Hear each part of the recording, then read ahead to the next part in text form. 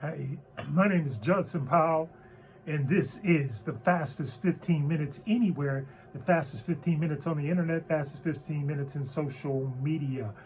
And my name, once again, is Judson Powell. I am the chairman and CEO of the Capri Broadcasting Network. Capri TV is available right now on the Roku channel, so check us out and be fair to yourself, as my daddy would say. All right, I want to talk about Republicans today. And I guess the reason why I want to talk about this is because I'm a little bit concerned, to tell you the truth, is because we're allowing like all of these Republican led things to go through. And it's kind of like we're asleep at the wheel, you know, the overturning of Roe v. Wade, and you know, even on a phantom, it's like a phantom case, a case that really didn't have any standing and that didn't exist. But this is all a result of the Trumpians, okay? This is all a result of white nationalism, and white nationalism is just a way to say I'm a racist and that I'm you know, that I'm for white people and I'm against everybody else. That's basically what white nationalism is. And the biggest, you know, Bill Barr and Donald Trump, of course, being the chief white nationalists, even though they try to deny it or they try to deflect it or use language that makes them seem like they're not as bad as what they're saying. But here's the thing about white nationalism. Guess what, guys? It's never going to work because, number one, your population is decreasing and everybody else's population is increasing, no matter what no matter what the race. So the big deal is that we can't get caught up on all of this racial stuff because we need to formulate the country so that the country will run for everybody. And right now, we have all the BRICS countries that are coming about, Russia, China, etc. And people are going, all of these other smaller countries are shying away from the dollar and are going to their currency. All right. And I'm talking about, these are some major, you know, countries that are going to BRICS. And so we need to be aware of what we're doing, and we need to get together and be unified and be on one page. Not to say that necessarily that is a World War III situation, which it could be, but the bottom line is we need to get on one page and get on one accord.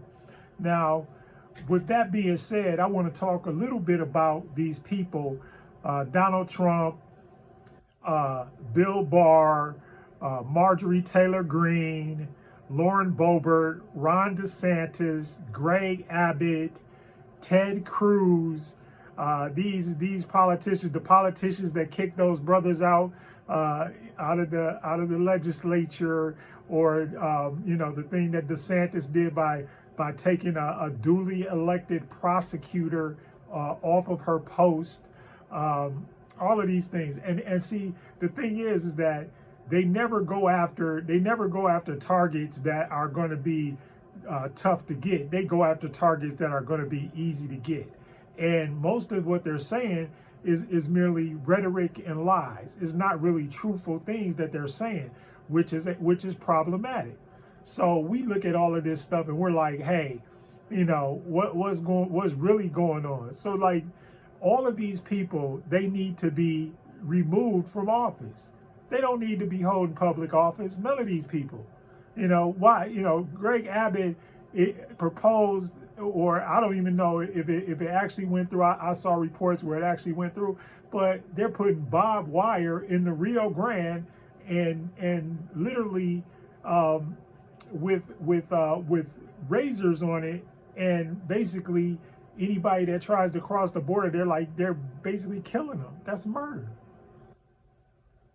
You know, Donald Trump, and we have, you know, reports Donald Trump was trying to put more of their children in cages and sending them back. That's not humane. That's one of the most inhumane things that you could ever do to anybody.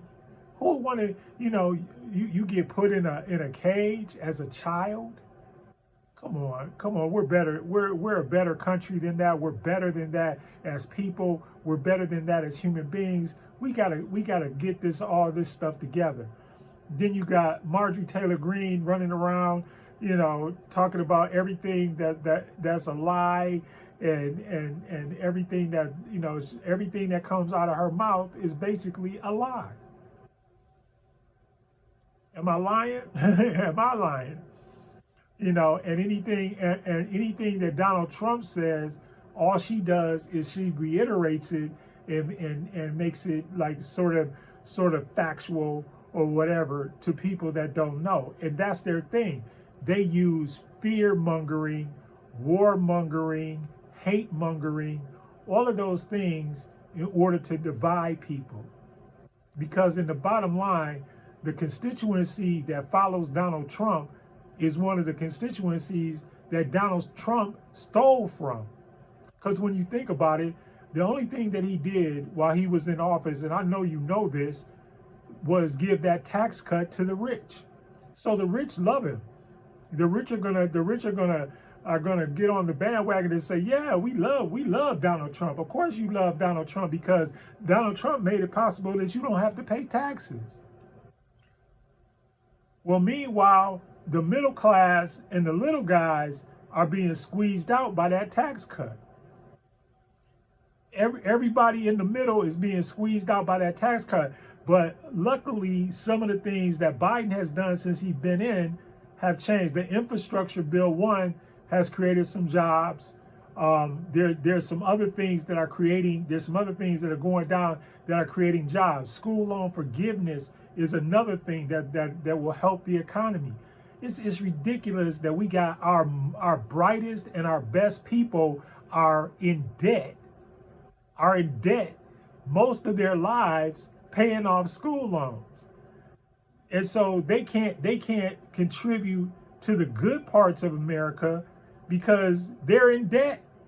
They can't get loans, they can't do things, they can't do the things that they want to do. And what? Small businesses and small businesses become medium businesses become large businesses become global businesses. But you can't do that when you're strapped with debt from the time you graduate out of college. I went to law school. By the time I got out of law school, I was $200,000 in debt to the United States government.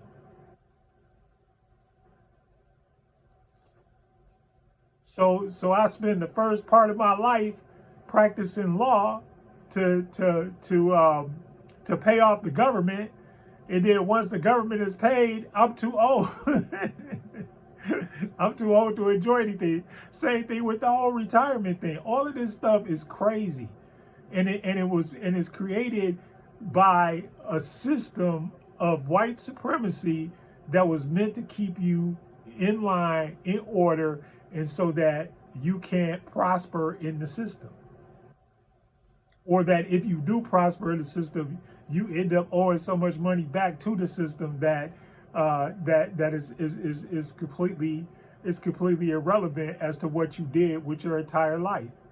You work until the earliest is like I think 62. That's the earliest you can retire. And now they're even trying and 62 being the earliest. Like if you got some money, 65, and now they're trying to extend that to 70. Which means that at 70, the average life expectancy is, I think, was 82 years. So the average life expectancy, so you get to 70, you got 12 years to live your life as you want to, and then bam, you're out of here, right?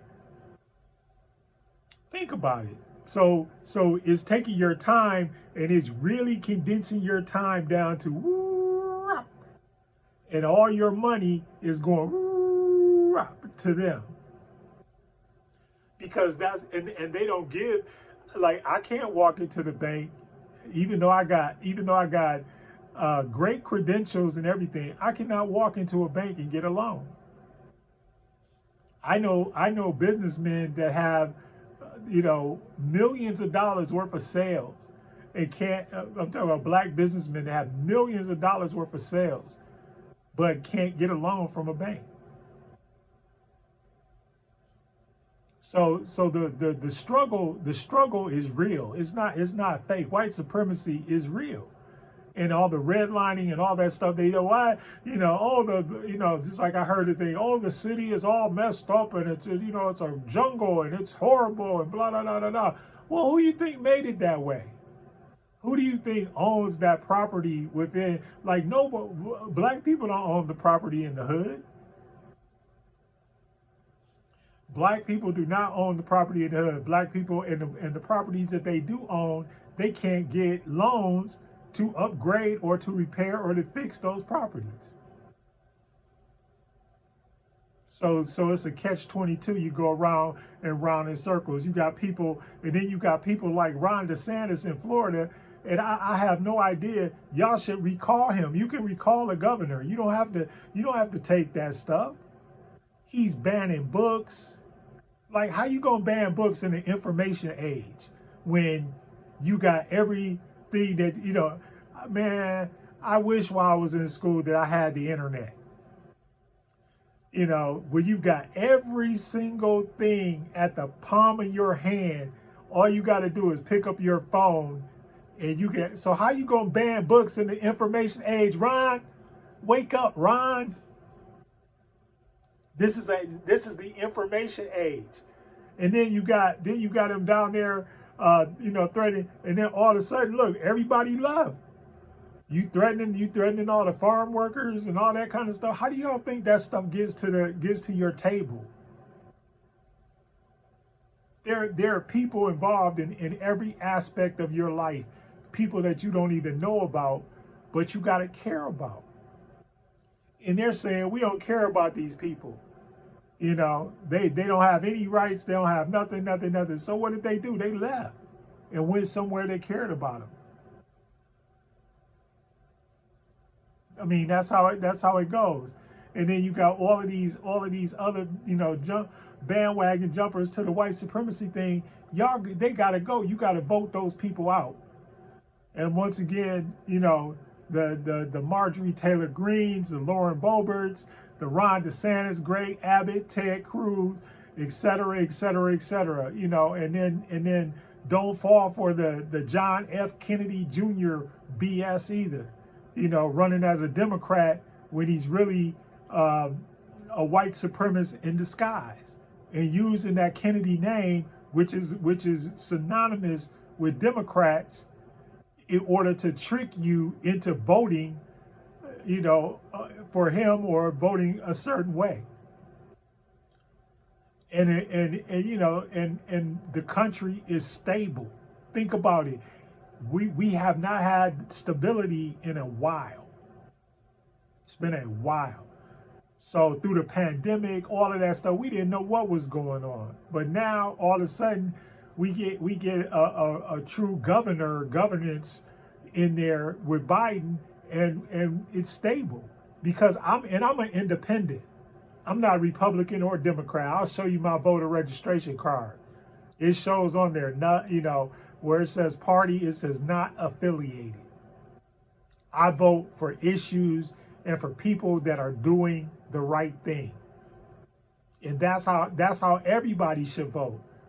Don't vote, and these clowns that are up here, get these clowns out of here that are racist. And I'm gonna leave you with one thing. In Germany, after the Holocaust and all of that stuff that went on, right?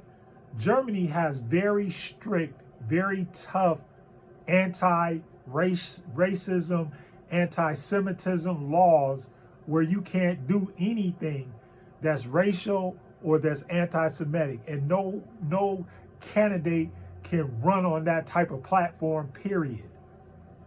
And that's what we need here in the United States, because slavery is a stain that has to be taken care of. I don't know if it can ever be removed, but it still needs to be addressed, and it needs to be addressed very strictly, very harshly, and very expeditiously. It does not need to keep on festering, and we don't need to talk about it, keep talking about it. It happened, let's get over it, but let's get over it with some common sense. All right? Anyway, fastest 15 minutes is up. My name is Judson Powell. Hit the like button, hit the subscribe button, but most of all, hit the love button.